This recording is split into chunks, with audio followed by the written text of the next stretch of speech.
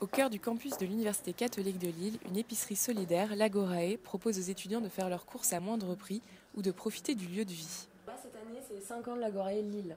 Après, l'Agorae, c'est un projet qui a été soutenu initialement par la FAGE. Donc des Agorae, il y en a plusieurs en France et elles n'ont pas toutes le même âge en fait. Celle-ci, en tout cas, ça fait 5 ans qu'elle est sur Lille. Voilà. Et la dernière qui a été ouverte, c'est celle à Paris, qui a été ouverte il y a un mois ou deux, il me semble. Quelque chose comme ça. Et c'est organisé par qui?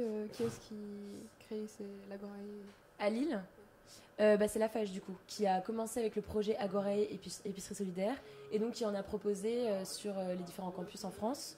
Et donc du coup à Lille, ça a été soutenu par la Fédé. C'est le pôle Solidarité qui s'occupe de l'Agorae Lille.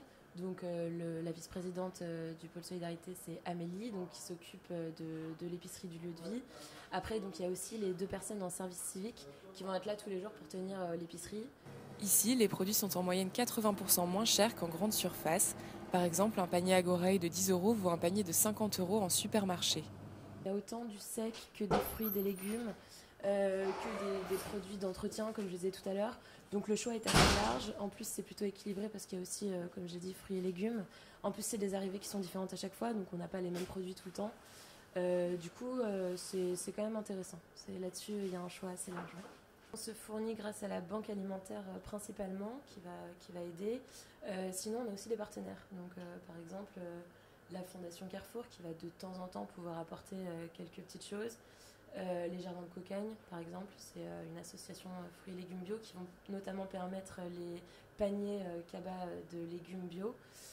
Voilà, donc en fait, ça dépend vraiment de ce qu'on a à proposer, mais ça tourne assez bien de ce côté-là. Pour bénéficier de ce service, l'étudiant doit simplement remplir un dossier ensuite traité en commission pour être validé. On n'arrive quand même pas à avoir le maximum de bénéficiaires. On peut en avoir 50 maximum et chaque année, en général, on n'arrive pas à 50. Donc ça veut bien dire qu'il y a une certaine gêne de la part des étudiants, étant donné que les critères ne sont pas très sélectifs. Donc il y en a certains qui n'osent pas, malgré le fait que ce soit anonyme et confidentiel.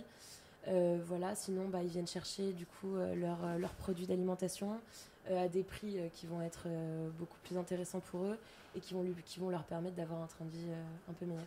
Une nouveauté cette année, un assistant social propose une permanence lundi, mercredi et vendredi de 14 h à 16 h afin de répondre à toutes les problématiques étudiantes. Pour s'y rendre, rien de plus simple, l'Agorae se trouve entre les facultés de droit et de médecine de l'Université catholique de Lille.